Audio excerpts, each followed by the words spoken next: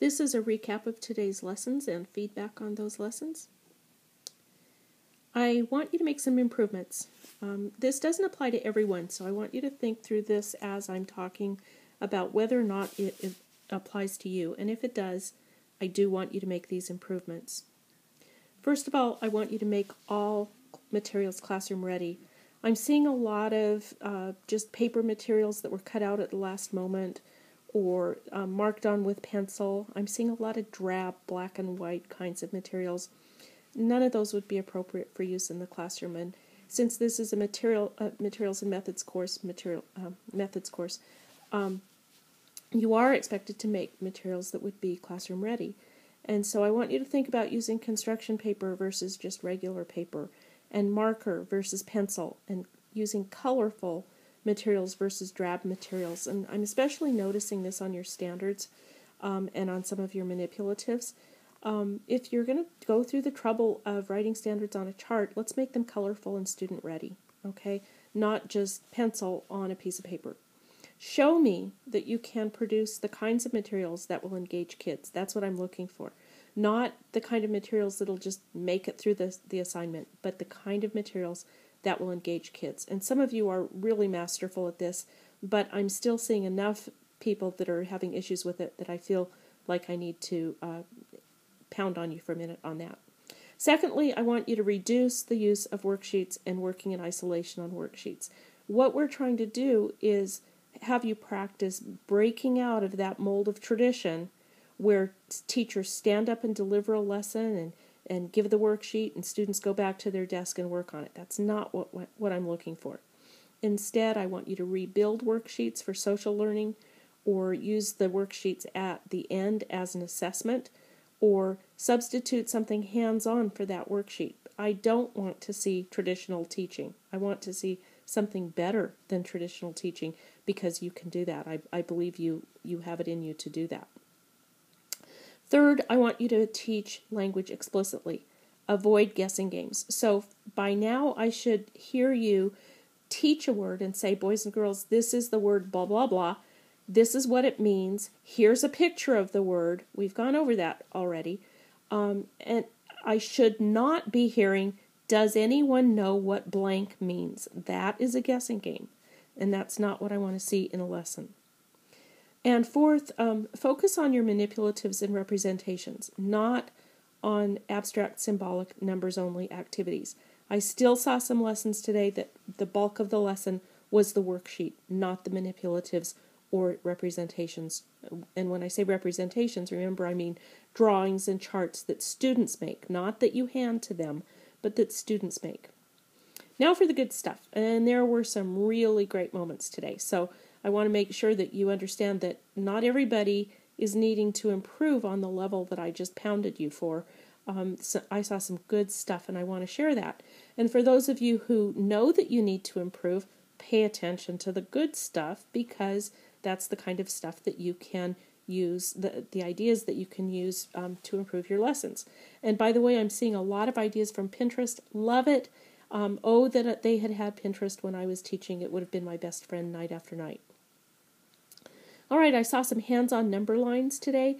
I saw the clothespin variety of the number line. I saw students writing directly on number lines that were constructed from construction paper. I believe I saw a clothesline number line, but I don't think I got a picture of that. I saw students drawing number lines and drawing the representations on how they were finding who was older. You can see the hops right there on the number line. So this would be a really strong representational level. You need to have representational levels in your teaching. If you only teach with concrete, then when students go to take the standardized tests, which are all abstract, they won't have anything to fall back on when they don't know which answer to pick. They'll just guess. If students have been using representations a lot to back up their concrete activities, then instead of just guessing on the standardized test, they'll take that piece of scratch paper that everyone gets handed and they'll draw something on it and they'll figure out the right answer by drawing. So it's really important to have a representational level when you're teaching. I saw number lines on the floor, taped out, and people were stepping where the numbers were going, and they were looking and talking about them and analyzing them. I saw some motivating manipulatives, and we kind of laughed about this because the M&Ms and the gummy dots and some of the other things I saw that were really nice and motivating and tasty would probably be considered illegal right now in the schools because so many schools have healthy eating policies. But my experience has been that you can usually save those for use on a holiday or something, and people will sort of look the other way. I saw some reusable classroom-ready manipulatives. The person who made these could turn around and use these in the classroom. They're ready to go.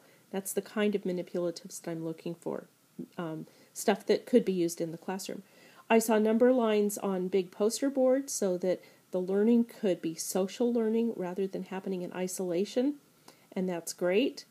I saw student-drawn representations on whiteboards, and then the students were explaining the drawings that they made. That's great. Anytime you can get students to draw representations again, you're doing that very important bridging activity between the concrete and the abstract symbolic. I saw charts instead of worksheets, where information from worksheets had actually been lifted off, put on a chart instead so that students could work on that with partners. I saw many different interpretations of 10 frames. Again, many more different interpretations of 10 frames, and I want you to note the color and the difference it makes to see something that's professionally designed, ready to go for students. And again, the one on the right I know was Pinterest, but go beyond just sketching stuff out on a regular piece of paper. These are all examples of effective use of 10 frames and color and making it more classroom ready. I saw building and representation happening at the same time. Again, that representation now is a bridging experience between the building and the abstract symbolic. I saw literature being used to reinforce the lesson. Wonderful, that's what we want, is cross-disciplinary, interdisciplinary connection, so that's absolutely great that people were doing that. I saw use of technology in various ways, both iPads and computers. I saw end-of-lesson assessment, which, by the way, is a really good use of worksheets for assessment, not for the main thrust of the lesson. I saw student-created number books, again for assessment, and this would also be considered writing across the curriculum. I saw a variety of manipulatives used that would be child-friendly. These would be very motivating manipulatives for students to use, and again, I want you to note the color. Color makes a difference to kids. I saw social learning with manipulatives where students were working together in a small group. I saw writing across the curriculum, again, a great assessment tool. I want you to notice on this particular number line, you were all dealing with ages, but this number line came alive to me, and I think it would come alive for kids because the faces make the ages on the number line that much more real. So it just brought it to a more concrete level to use faces to represent the ages.